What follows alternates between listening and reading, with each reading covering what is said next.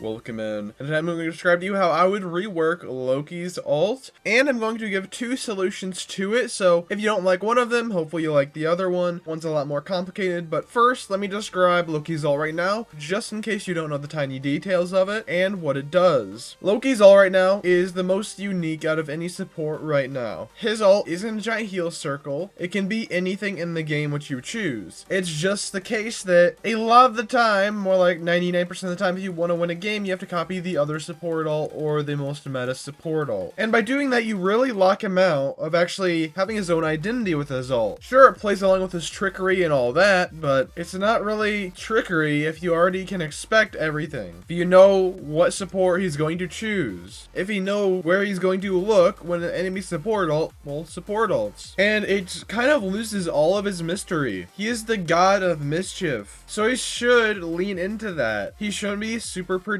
in his ult. So I'm going to say the more simpler ult change, which I created, which I think can be very unique, which I wrote down this. All enemy damage converts to healing on enemies. So all enemy damage converts to healing. And let's say a 20-meter radius, which is the same as Invis ult. That means that if a hell is staring at you, head tapping you, and let's say doing 90 damage, I don't know what it is off the top of my head, let's say 90 damage, and Loki's ult, it's now healing you for 90. And all enemy healing on allies converts to damage. So if Luna's healing you, now she's doing damage. And the colors for teammates and enemies are swapped. So if the enemy is red, now your teammates are red. If your teammates are green, the enemy is now green. For the entire duration of the Loki ult, which is around, I would say, 8 to 10 seconds. But the damage to healing and healing to damage does not work with ults. But I think it could be very interesting if it also did work with ults. Imagine the damage with Luna's ult. And that would be, I mean, horrible to go against. It's like a 200? Something like that, like a 200 damage per second. And then other ults like Scarlet Witch, she does 9,999 damage. Imagine 9,999 healing. Your tanks would be up in an instant. And this would heavily lean into the trickery. Imagine you're trying to do a team fight, you blink, and suddenly, wait, my teammates aren't in front of me anymore. Oh, I have a dive magic on my team? To my left? Okay. 2 minutes later, suddenly Loki ults, you look to your left, and there's an enemy magic, which is actually not an enemy magic. You try to attack them, try to defend yourself, you actually kill your own teammate. This would heavily make people say, oh, I actually need to pay attention to who's on my team now. And while all of this is happening as well, I do think there would need to be an extra feature, maybe like a 50 to 100 healing a second to allies, something like that. But again, this is more just of a thought kind of idea, but my next idea will be definitely a bit bigger one, and the one I kind of prefer out of the two, at least very slightly. So when Loki casts his ult, anybody in his sight, which is a teammate, kind of like Gambit ult, where you cast it and then anybody in front of you will get it, all allies which are affected by your ult double. Kind of like how the old Emma, Psylocke, and Mag team up used to be, where they could use the team up and double themselves, double their damage, and their clone mirrors their movement. Do that, but with your entire team, meaning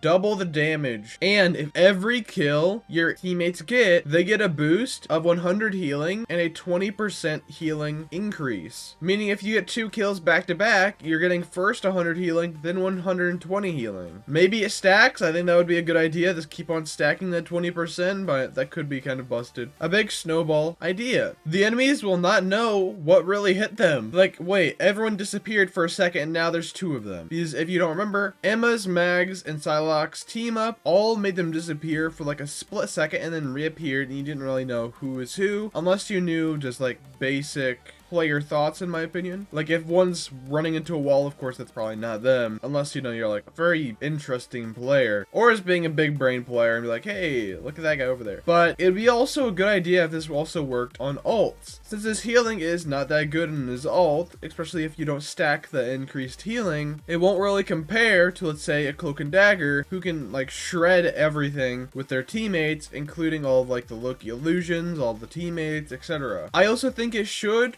double all of Loki's illusions. So wherever he places them, they double. So he can have 4 illusions. This makes him powerful in his own ult. While beforehand, he doesn't really benefit at all from his ult because unlike Gambit, he won't really get that extra healing per kill. Alongside, I think all traps should double, like Rocket Res Beacon, Penny Web Nest, Groot Walls, but it's probably gonna be hard to program and like where they should go. But just the idea itself. Don't say, oh, the numbers are bad, they're overtuned, they're undertuned. They probably are. Either way. But the main idea is, well, the idea. I think they should lean into the quirks of each character. They've done it with some of them, but with Loki, well, it is good and unique. They can steal ults, and it's kind of a mischievous act where it plays into his character. It's just not mischievous at all now. People predict it. They know who he's going for. Loki right now in the meta will forever, at his current base strength, be the second best support in the game simply because he can steal the best support's ult. A lot of people say to nerf him, but don't. Right now, his ult is the only thing keeping him at that second place. His base kit right now is super high risk, high reward from how many people actually benefit off of his base kit and illusions. And with his extremely long cooldowns, I believe he has the highest cooldowns out of all supports in the game right now. And if you lean into these more mischievous, kind of illusion-based ults, you'll see him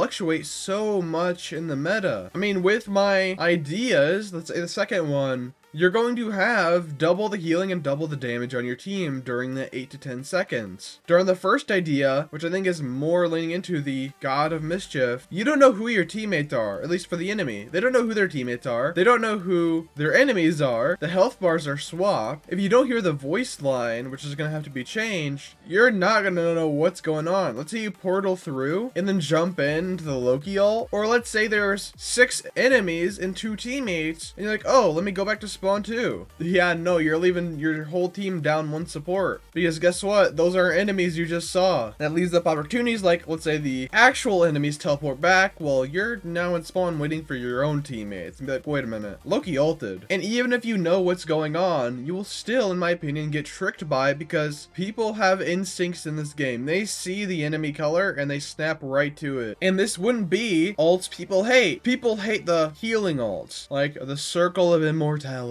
as people call it, even though there's like half the ults in the game that can kill through it, and like also multiple base kits can kill through it, but people don't hear that. And there's also not ults like Gambit, who leans heavily outside of healing, but benefit a whole lot of other things, which also people hate. Okay, so they hate each end of the spectrum. They don't want to lean super into healing, but they don't want to lean super into utility and damage. So why not meet in the middle, where the only time you'll get healed is if you kill someone, and you won't get any utility bonuses. You won't get any ult bonuses. You won't get any speed bonuses, jump boosts, nothing. You'll only double your damage and double your healing based on your positioning. And with Loki, it's almost quadruple because there's going to be 2 Lokis and 4 illusions. But he does not get healed by his ult. After a kill, I mean. So it's going to mess with a lot of people's brains. Loki will no longer be, okay, choose him to copy the best support. He can now actually be used with other supports. He can be used with a Jeff, which is going to be very good. Jeff's sustain and Loki's burst healing work so well together. How about Loki White Fox? Loki with all these off supports. I mean, Loki Mantis, in my opinion, would now be even better, even though I do think they're very underrated beforehand. Just all of these characters opens up for way more comps, way more customization, just way more game planning, and it would mess with a lot of people's minds, which is exactly what Loki is. You don't know where he is, you don't know what he's going to do, and you don't know how to deal with him.